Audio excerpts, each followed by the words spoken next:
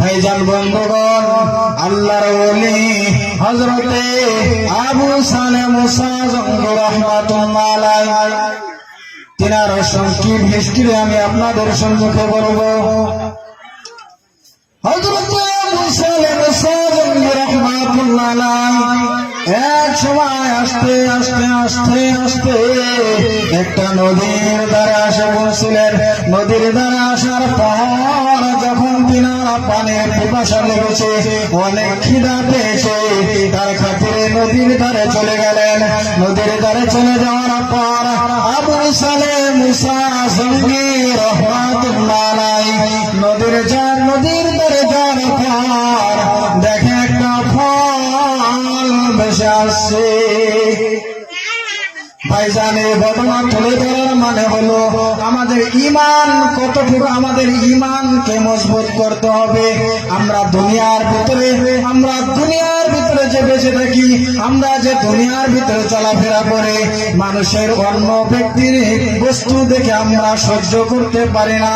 কেউ যদি উপর ইঞ্চিতে চলে যায়, কেউ যদি কাম করতে করতে করতে করতে তিনি যদি বড় হয়ে যায়, তিনি যদি ধনী হয়ে যায়, মালদার হয়ে যায়, তার দিকে আমরা আকর্ষণ করে তাকে আমরা বলি, তাকে আমরা সবসময় আমরা চিন্তা করে তাকে কিরকম ভাবে নিষ্পত্তি আনা যায়। কিন্তু আমরা ওলি আওলাদের জীবনী খুলে দেখুন, হযরতে আবু সালেহ মুসা জঙ্গি রাহমাতুল্লাহ আলাইহি যখন নদীর ধারে একটা ফল ভেসে আসছে, খিদার তাড়নায় সহ্য করতে পারে নাই। কোন গাছের ফলের মালিককে কোনো জিজ্ঞাসা না করে আবু সালেহ মুসা জঙ্গি রাহমাতুল্লাহ আলাইহি সেই ফলকে যখন খেয়ে নিলেন, খাওয়ার পর তিনি মনে মনে চিন্তা করে এই ফলের মালিক তো আমি না, এই ফলের মালিক জানো কি আমি তাও জানি না, কিন্তু এই ফল আমি যে খেয়ে নিলাম, এই ফলের মালিক যদি কাল কঠিন কিয়ামতের ময়দানে আল্লাহর দরবারে দাঁড় করে আর বলে এই ব্যক্তি আমার গাছের ফল খেয়েছে, এই হিসাবটা দিতে হবে। কিন্তু ভাইজান বন্ধুগণ, হাদিসের ভিতরে এসেছে কাল কঠিন কিয়ামতের ময়দানে তুমি যদি আমি যদি হাজার গুনাহ করি কিন্তু আল্লাহ মাফ করতে পারে, কিন্তু বান্দার প্রতি যদি পাওনা থাকে কিন্তু ওই মাফ আল্লাহ কখনো করবে না। ভাইজান বন্ধুগণের দ্বারা আমি বুঝাইতে চাইছি যে হযরত আবু সালেহ মুসা জঙ্গি রাহমাতুল্লাহ আলাইহি যখন সেই ফলটা খেয়ে নিলেন, মনে মনে চিন্তা করে আরে আমার তো কাল কঠিন কিয়ামতের ময়দানে হিসাব দিতে হবে। চিন্তা করতে করতে করতে করতে হযরত আবু সালেহ মুসা জঙ্গি রাহমাতুল্লাহ আলাইহি ওই নদীর পার দিয়ে গেতে গেতে গেতে গেতে কয়েক দিন পার হয়ে যায়। ভাইজান বন্ধুরে, দেখতে পাই একটা ফলের বাগান দেখা যায়। সেই ফলের বাগানে চলে গেলেন। যাওয়ার পর হযরতে আবু সালেহ মুসা জঙ্গি দেখতে পাই একজন দারোয়ান দাঁড়ায় রয়েছে। সেই দারোয়ানকে সালাম দিলেন, আসসালামু আলাইকুম। ও ভাইজান, আপনি কি এই ফল গাছের মালিক? আপনি কি এই বাগানের মালিক নাকি? বলে তো আমি তো এই বাগানের মালিক না, আমার মালিক তিনি তো বাড়িতে থাকে, আমি তো এই বাগানের দারোয়ান। কি বলতে চান আমাকে খুলে বলুন। হযরত আবু সালেহ মুসা জঙ্গি রাহমাতুল্লাহ আলাইহি বলে, ও ভাইজান,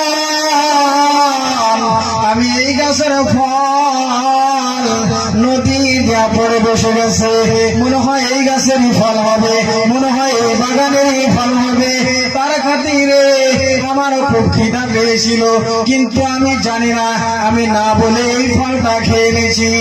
এই বাগানের মালিকের সম্মুখে আমাকে নিয়ে যান, তিনি যদি আমাকে মাফ করে দেয় আমি তার কাছে মাফ ছেড়ে দেব। ও ভাইজান বন্ধুরে, আমরা দুনিয়ার ভিতরে জীবত, আমরা দুনিয়ার ভিতরে থাকি, আমরা দুনিয়ার ভিতরে কারো গাছের ফল দেখি, কেউ রাস্তা দিয়ে গেটে কারো গাছে যদি নাই থাকে, সেই নাইকে পেরে তিনার আপনাদের আমার স্ত্রীকে দেওয়া হয়, কোন এক ব্যক্তি নিয়ে তার স্ত্রীকে দেয়, ওই নাই আবার খা। ভাইজান বন্ধুরে কাল কঠিন কিয়ামতের ময়দানে হিসাব দিতে হবে। তার খাতিরে আমরা কখনো কারো বাগানের কারো গাছের ফল কখনো বিনা অনুমতিতে আমরা নিব না। আওয়াজ দেন, নিব? ভাইজান বন্ধুরে, এবার যখন দারোয়ানকে সমস্ত কথা খুলে বললেন, দারোয়ান মনে মনে চিন্তা করে, আরে আমি এই বাগানে থাকা সত্ত্বেও কত আল্লাহর বান্দারা এসে ফল চুরি করে খা, কেউ এসে আমাকে এরকম ভাবে বলে না, এ নিশ্চয় আল্লাহর মাহবুব প্যারা ব্যক্তি হবে, এই নিশ্চয় আল্লাহর ওলি হবে। এই কথা চিন্তা করে সেই হযরত আবু সালেহ মুসা জঙ্গি রাহমাতুল্লাহ আলাইহি সেই মালিকের বাড়িতে নিয়ে গেলেন। মালিকের বাড়িতে নেওয়ার পর এবার যখন মালিককে গিয়ে বলতেছেন, হযরত আবু সালেহ মুসা জঙ্গি সালাম দিলেন, মালিককে সালাম দিলেন, সালাম দেওয়ার পর সমস্ত ঘটনা খুলে বললেন। বলার পর ওই বাগানের মালিক ডাক দিয়ে বলতেছেন, ও বাবা, তুমি আমার গাছের ফল নদী নিয়ে ভেসে গেছে, সেই ফলটা হয়তো কেউ যদি না খাইতো বসে গেত, কিন্তু তুমি খেয়েছো, অথচ তুমি খাওয়ার পর এই ফল বিনা অনুমতি খাওয়ার পর আল্লাহর কাছে হিসাব দিতে হবে। তার খাতিরে তুমি আমার কাছে আসছো ক্ষমা চাইতে।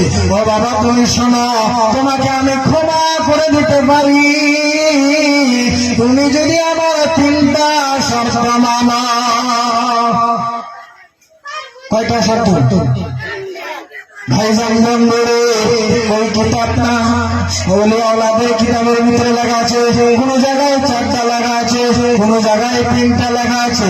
এবার 3টার কথা যখন বললেন আবু সালেহ মুসা জঙ্গি রাহমাতুল্লাহ আলাইহি বলেন, এই 3টা কি শর্ত? এই শর্তটা আমাকে খুলে বলুন, এই শর্তটা আমাকে খুলে বলুন। আপনি বলুন, আমি আপনার 3টা শর্ত গ্রহণ করে নিব। এবারে বললেন, বাগানের মালিক ডাক দিয়ে বললেন, হে বাবা শোনো, হে বাবা আবু সালেহ মুসা জঙ্গি, তুমি শোনো, এই 3টা শর্তের ভিতরে 1 নাম্বার শর্ত হলো আমার মেয়েকে তোমার বিবাহ করতে হবে। বলে, হ্যাঁ করবো। বলে, তুমি যদি আমার মেয়েকে বিবাহ করো তাহলে আমি তোমাকে ক্ষমা করে দেব। ও বাবা, তুমি যে আমার মেয়েকে বিবাহ করবা, কিন্তু আমার মেয়ের বিষয় তো তোমার জানা লাগবে। বলে, তাও বলেন।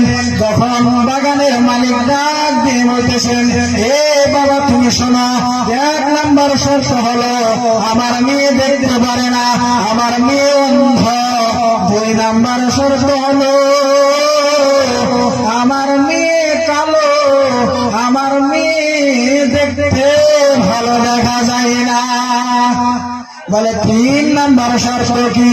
বলে, 3 নাম্বার শর্ত হলো আমার মেয়ে চলাচল করতে পারে না, আমার মেয়ের পায়ে দুটো ল্যাংড়া। এই কথা বলার সঙ্গে সঙ্গে আবু সালেহ মুসা জঙ্গি মেনে নিলেন। মেনে নেওয়ার পর ভাইজান বন্ধুরে, যখন মেনে নিলেন, ভাইজান বন্ধুরে, মেনে নেওয়ার পর যখন বিবাহ বন্ধন হয়ে গেলেন, বিবাহ বন্ধ হওয়ার পর একজন স্বামী কার ঘরে স্ত্রী ঘরে যায় না, স্ত্রীর ঘরে চলে গেলেন। চলে যাওয়ার পর দেখতে পাই এত সুন্দর পুরা ঘর আলো করে ফেলেছে। আবু সালেহ মুসা জঙ্গি এরকম সুন্দর দেখে ঘর থেকে বাইরে বাহির হয়ে ঘর থেকে বাহির হয়ে শ্বশুর আব্বাকে বলতেছেন, ও আব্বা, আপনি কেমন করে আমার কাছে মিথ্যা কথা বললেন?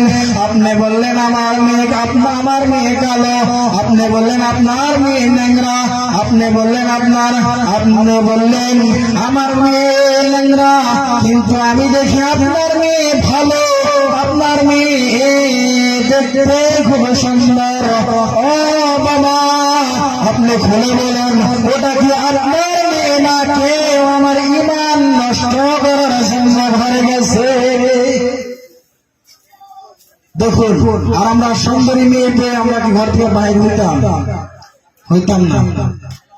কিন্তু আবু সালেম রাহমাতুল্লাহ আলাইহি ঘর থেকে বাহির হওয়ার পর যখন পুরো ঘটনা খুলে বললেন, বলার সঙ্গে সঙ্গে আবু সালেম মুসা জঙ্গিকে ডাক দিয়ে বলতেছেন, ও বাবা, তুমি শুনে নাও, আমার মেয়ে যে কালোর কথা, আমার মেয়ে যে অন্ধ বলেছিলাম, ও বাবা শুনে নাও, আমার মেয়ে ছোট থেকে বড় হয়েছে, আজ পর্যন্ত কোন ভিন পুরুষের চেহারা দেখে নাই।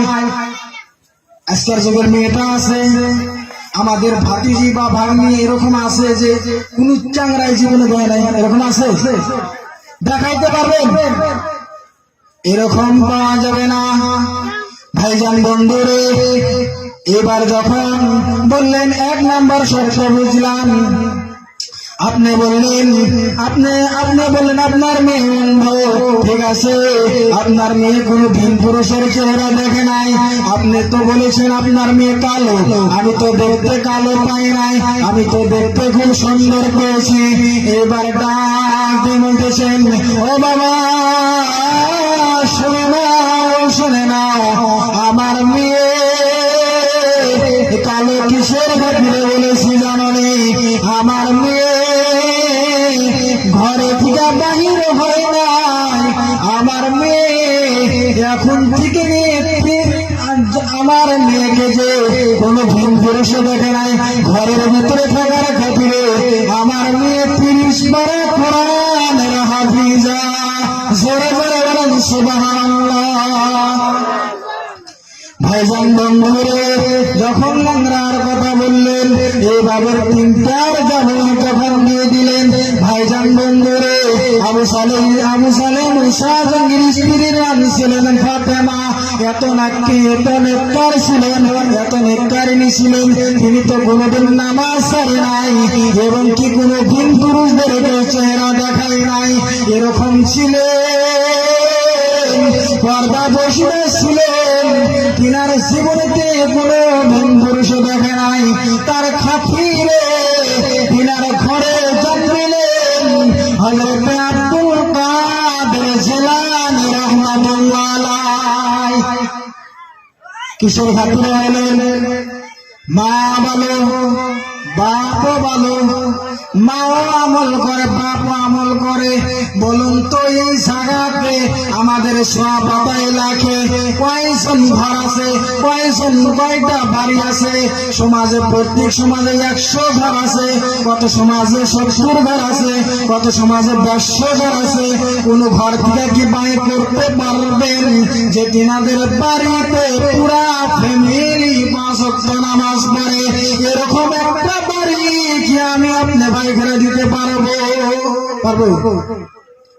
ভাইজান বন্ধুরে, আমরা ছেলে সন্তানকে মাদ্রাসায় দেই, নবীর মাদ্রাসায় ভর্তি করা দেই, যে আর কোন আলেম উলামার সঙ্গে দেখা হইলে আমরা বলি, হুজুর আমার ছেলে আজ কাঠাউদি মাদ্রাসায় দিয়েছি, আমার ছেলেকে আমার মেয়ে খায়রুন্নেসা বানাত মাদ্রাসায় দিয়েছি, আমার মেয়ে খাদিজাতুল কুবরা বানাত মাদ্রাসায় দিয়েছি, আমার মেয়ের জন্য দোয়া করবেন, আমার মেয়ে জানে হাফিজ মাওলানা, আমার মেয়ে জানো, আমার ছেলে জানি মুফতি মুহাদ্দিস। এরকম করে দেওয়ার জন্য আবদার করি। কোন এক ব্যক্তি কি বলতে পারবে? কোন আলেমকে এভাবে বলে, হুজুর গো আমার ছেলেকে মাদ্রাসাতে দিলাম, আমার ছেলেকে দোয়া করবেন, আমার ছেলে জানো হাফিজ হয়।